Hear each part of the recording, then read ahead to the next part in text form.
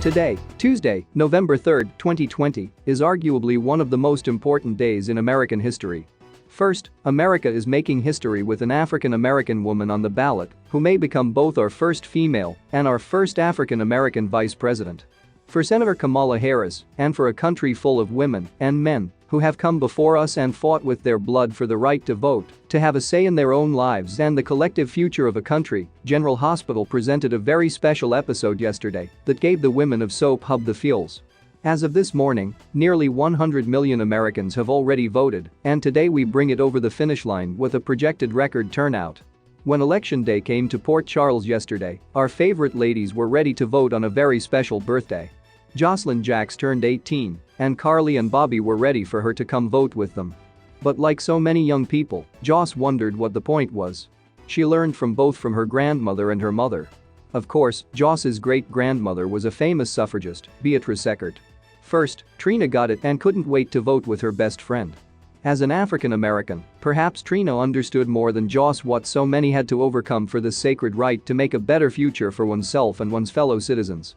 But first, they were at Ava's gallery for a woman's suffrage exhibit. Lucy brought out the famous time candle from the other Port Charles, the spin-off soap, and something happened that sent Joss and Trina back to 1920, when the women of PC were ready to vote. But yes, there were a few flaws in how the story was told. While it made sense for Joss to see her ancestor as the woman who would lead PC ladies to vote that day, perhaps the better choice for famous suffragist was Lexi Brighton, a 1920 version of Alexis Davis played by Nancy Lee Grahn. The actress is known for her political passion and outspokenness, as is Alexis, who while making mistakes along the way because she is Alexis, is a lawyer who fights for what's right. Still, the talk about the importance of voting did not seem preachy as episodes like this could be.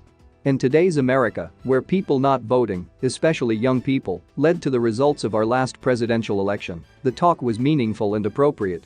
And we also loved the proper use of history when Beatrice told Trina and Joss that they could not vote as they were not yet 21. Remember, 18 only became the voting age in the late 1960s. But when we got back to 2020 Port Charles, we did have to wonder why if Joss didn't see voting as important, how was she even registered?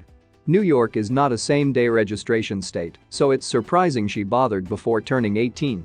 You can register at 17 as long as you will turn 18 by the next general election.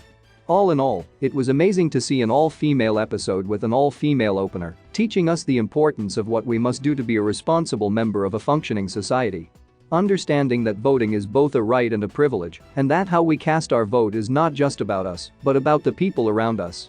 Good luck, America, on this important day. Your Port Charles pals are with you. General Hospital airs weekdays on ABC. Check your local listings for airtimes.